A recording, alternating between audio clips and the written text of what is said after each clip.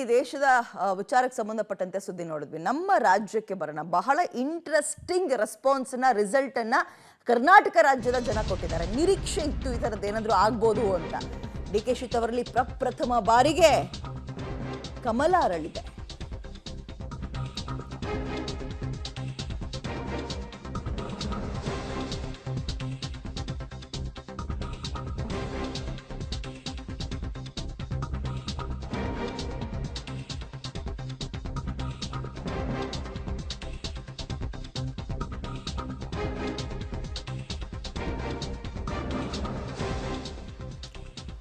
ನಾಲ್ಕನೇ ಬಾರಿ ಗೆಲ್ತೀನಿ ಅನ್ನೋ ತವಕದಲ್ಲಿದ್ದ ಡಿ ಕೆ ಸುರೇಶ್ ಅವರಿಗೆ ಭಂಗ ಅಥವಾ ನಿರಾಸೆಯಾಗಿದೆ.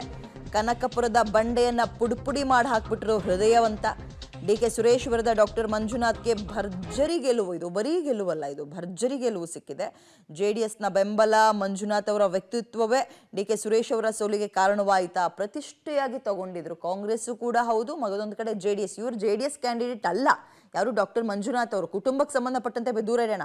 ರಾಜಕೀಯ ಅಂತ ತಗೊಂಡಾಗ ಇವ್ರು JDSಗೆ ಸಂಬಂಧಪಟ್ಟಂಥವರಲ್ಲ, BJPಗೆ. ಬಟ್ JDS ಶತಾಯಗತೆ ಅವ್ರನ್ನ ಗೆಲ್ಲಿಸ್ಕೊಳ್ಳೇಬೇಕು ಅನ್ನುವಂತಹ ಪಣಕ್ಕೆ ಬಿತ್ತು. ಕುಮಾರಸ್ವಾಮಿ ಅವರು ಕೂಡ ಅಷ್ಟೇ ಜಿದ್ದಾಗಿ ತಗೋಬಿಟ್ರು, ಗೆಲ್ಲಿಸ್ಕೊಂಡ್ರು.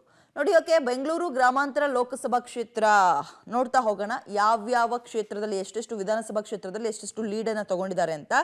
ಡಾಕ್ಟರ್ ಮಂಜುನಾಥ್ ಒಟ್ಟು ಮತಗಳಿಕೆ ಅಂತ ತಗೊಂಡಾಗ ಡಾಕ್ಟರ್ ಮಂಜುನಾಥ್ ಅವ್ರದ್ದು 10,78,914 ಮತಗಳನ್ನು ತಗೊಂಡಿದ್ದಾರೆ. ಯಾರು? ಡಾಕ್ಟರ್ ಮಂಜುನಾಥ್. ಅದೇ ರೀತಿಯಾಗಿ ಹಾಲಿ ಸಂಸದರಾಗಿದ್ರು ಇಲ್ಲಿ ತನಕ, ಇನ್ನು ಮುಂದಕ್ಕಲ್ಲ, ಡಿ ಕೆ ಸುರೇಶ್ ಅವರು.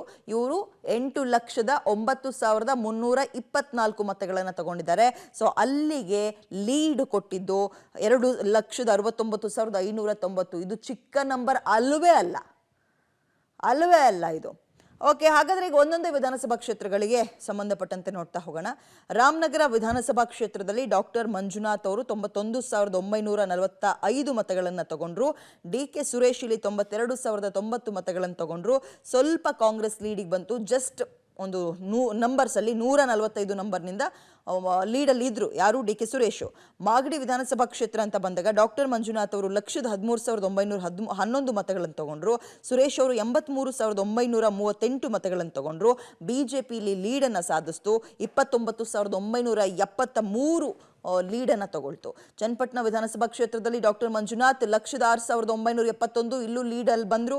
ಡಿ ಕೆ ಸುರೇಶ್ ಬರೀ 85,357 ಮತಗಳಿಗೆ ಸೀಮಿತವಾದರು. ಸೊ BJP ಲೀಡ್ ತಗೊಳ್ತು. ಎಷ್ಟು? 21,614.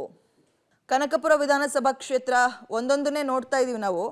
ವಿಧಾನಸಭಾ ಕ್ಷೇತ್ರಗಳ ಲೀಡನ್ನು ನೋಡ್ತಾ ಇದ್ವಿ. ಇದೀಗ ಹಾಗಾದ್ರೆ ಬೆಂಗಳೂರು ಗ್ರಾಮಾಂತರ ಲೋಕಸಭಾ ಕ್ಷೇತ್ರದಲ್ಲಿ BJPಯ ಗೆಲುವಿಗೆ, ಡಾಕ್ಟರ್ ಮಂಜುನಾಥ್ ಅವರ ಗೆಲುವಿಗೆ ಕಾರಣ ಏನು ಅಂತ ನೋಡ್ತಾ ಹೋಗೋಣ. ವೈದ್ಯಕೀಯ ಕ್ಷೇತ್ರದಲ್ಲಿ ಡಾಕ್ಟರ್ ಮಂಜುನಾಥ್ ಅವರ ಸೇವೆ ಮತ್ತು ಜನಪ್ರಿಯತೆಯನ್ನು ಜನ ಮರಿಲಿಲ್ಲ. ಯಾವುದೇ ಕಪ್ಪು ಚುಕ್ಕಿ ಇಲ್ಲದ ಕ್ಲಿಯರ್ ಇಮೇಜ್ ಇದ್ದಂತಹ ಅಭ್ಯರ್ಥಿಯನ್ನ BJP ಬಹಳ ಚಾಣಕ್ಯತನದಿಂದ ಹಾಕಿತ್ತು. ಸೊ ಗೆದ್ರು. BJP JDS ಮೈತ್ರಿ ಕೂಡ ಇಲ್ಲಿ ಚೆನ್ನಾಗಿ ವರ್ಕೌಟ್ ಆಗಿದೆ. ಮಾಜಿ ಪ್ರಧಾನಿ HDD ಮತ್ತು ಮಾಜಿ CM HDK ಅವರ ವರ್ಚಸ್ಸು ಅಲ್ಲಿ ಚೆನ್ನಾಗಿ ಇಂಪ್ಯಾಕ್ಟ್ ಆಗಿದೆ. BJP ಮತ್ತು JDS ಕಾರ್ಯಕರ್ತರ ಸಂಘಟಿತ ಹೋರಾಟ ಕೂಡ ಮಂಜುನಾಥ್ ಅವರ ಕೈ ಹಿಡಿತು. ಒಕ್ಕಲಿಗ ಮತಗಳು ಡಾಕ್ಟರ್ ಮಂಜುನಾಥ್ ಅವರ ಕೈ ಹಿಡಿದಿದ್ದು. ಒಕ್ಕಲಿಗ ಮತಗಳು ಸ್ಪ್ಲಿಟ್ ಆಗಿದೆ. ಬಹುತೇಕ ಮತಗಳು ಡಾಕ್ಟರ್ ಮಂಜುನಾಥ್ ಪರವಾಗಿದೆ. ಮತ್ತೊಂದು ಕಡೆ JDSನ ಪ್ರಭಾವ, ಮಗದೊಂದು ಕಡೆ ಅವರ ಕ್ಲೀನ್ ಇಮೇಜ್. ಹಾಗಾದ್ರೆ ಕಾಂಗ್ರೆಸ್ ಸೋಲುವುದಕ್ಕೆ ಕಾರಣ ಏನು? ಸತತ 3 ಸಲ ಸಂಸದರಾಗಿ ಆಯ್ಕೆಯಾಗಿದ್ರು ಡಿ ಕೆ ಸುರೇಶ್. BJP JDS ಮೈತ್ರಿಯ ಮುಂದೆ ಸುರೇಶ್ ಅವರ ವರ್ಚಸ್ಸು ಕಡಿಮೆ ಆದಂಗೆ ಕಾಣಿಸ್ತು. ಡಿ ಕೆ ಸುರೇಶ್ ಅವರ ಆಡಳಿತ ವಿರೋಧಿಯಲ್ಲೇ ಸ್ವಲ್ಪ ಹೆಚ್ಚಾದಂಗಿದೆ. ಜೊತೆಗೆ 5 ಮಂದಿ ಹಾಲಿ ಶಾಸಕರು ಇದ್ದಾರೆ ಎನ್ನುವ ಅತಿಯಾದ ಆತ್ಮವಿಶ್ವಾಸವನ್ನ ಇಟ್ಕೊಂಡಿದ್ದು ಎಲ್ಲೋ ಒಂದು ಕಡೆ ಒಂದು ಪೆಟ್ಟನ್ನ ಕೊಟ್ಟಿದೆ. BJP ಅಭ್ಯರ್ಥಿ ಕುರಿತು ಸ್ಥಳೀಯ ಶಾಸಕರು ಬಾಯಿಗೆ ಬಂದಂಗೆ ಮಾತಾಡ್ತಾ ಇದ್ರು. ಸುರೇಶ್ ಅವರಲ್ಲ, ಬೇರೆ ಕಾಂಗ್ರೆಸ್ ನಾಯಕರುಗಳು. ಅದು ಎಲ್ಲೋ ಒಂದು ಕಡೆ BJPಗೆ ಪ್ಲಸ್ ಆಗಿದೆ. ಕ್ಷೇತ್ರದ ರಾಷ್ಟ್ರೀಯ ನಾಯಕರು ಒತ್ತು ಕೊಟ್ಟು ಪ್ರವಾಸವನ್ನ ಮಾಡದೇ ಇದ್ದಿದ್ದು ಗೆಲ್ತಾರೆ ಬಿಡಿ ಅನ್ನುವಂತಹ ಅತಿಯಾದ ಆತ್ಮವಿಶ್ವಾಸ, ಓವರ್ ಕಾನ್ಫಿಡೆನ್ಸ್ ಕೂಡ ಇವರ ಸೋಲಿಗೆ ಕಾರಣ ಆಗಿದೆ ಅಂತ ಮಾಹಿತಿ. ಕಳೆದ ಬಾರಿ ರಾಮನಗರ ಮತ್ತು ಮಾಗಡಿಯಲ್ಲಿ JDS ಸೋಲಿನ ಸೇಡನ್ನ MP ಎಲೆಕ್ಷನ್ ಅಲ್ಲಿ ತೀರಿಸಿಕೊಂಡಿದ್ದಾರೆ ಅಂತ. ಜನರ ತೀರ್ಪನ್ನ ಕಾಂಗ್ರೆಸ್ ಪಕ್ಷದ ಅಧ್ಯಕ್ಷನಾಗಿ ಗೌರವವನ್ನ ನೀಡ್ತೇವೆ. ಇಡೀ ದೇಶದಲ್ಲಿರ್ಬೋದು, ರಾಜ್ಯದಲ್ಲಿರ್ಬೋದು.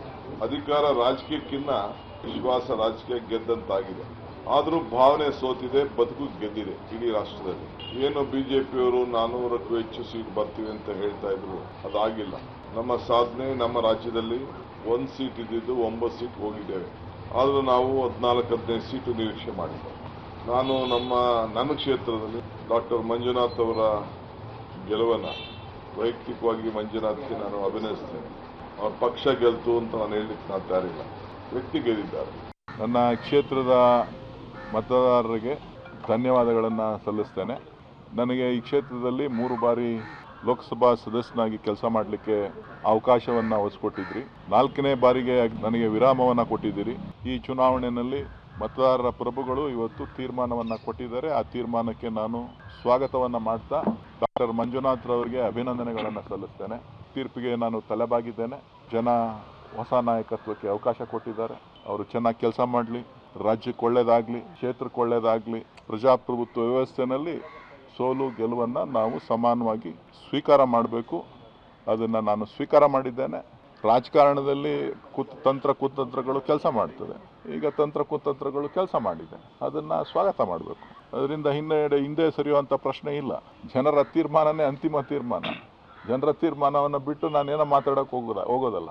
ಈ ಗೆಲುವು, ಈ ಐತಿಹಾಸಿಕ ಗೆಲುವು ಏನಿದೆ, ಇದು ಯಾರಿಗೆ ಸಲ್ಲಬೇಕು ಅಂದರೆ ಎಲ್ಲ ನಮ್ಮ ಕಾರ್ಯಕರ್ತರಿಗೆ ಸಲ್ಲಬೇಕು, ಎಲ್ಲ ನಮ್ಮ ಪ್ರೀತಿಯ ಮತದಾರ ಬಂಧುಗಳಿಗೆ ಸಲ್ಲಬೇಕು. ಅವರು ಕೇವಲ ಮತಗಳನ್ನು ಮಾತ್ರ ಕೊಟ್ಟಿಲ್ಲ, ಅವರು ಪ್ರೀತಿ ಕೊಟ್ಟಿದ್ದಾರೆ, ಅವರ ಹೃದಯವನ್ನು ಹಂಚ್ಕೊಂಡಿದ್ದಾರೆ ನಮ್ಮ ಜೊತೆ. ನಿಜವಾಗ್ಲೂ ಆ ಪ್ರೀತಿ ಅಭಿಮಾನಕ್ಕೆ ಬೆಲೆ ಕಟ್ಟೋಕ್ಕಾಗೋದಿಲ್ಲ. ಅದನ್ನು ತೀರಿಸಬೇಕಾದ್ರೆ ಬಹಳ ಶ್ರಮ ಪಡಬೇಕು ನಾವು.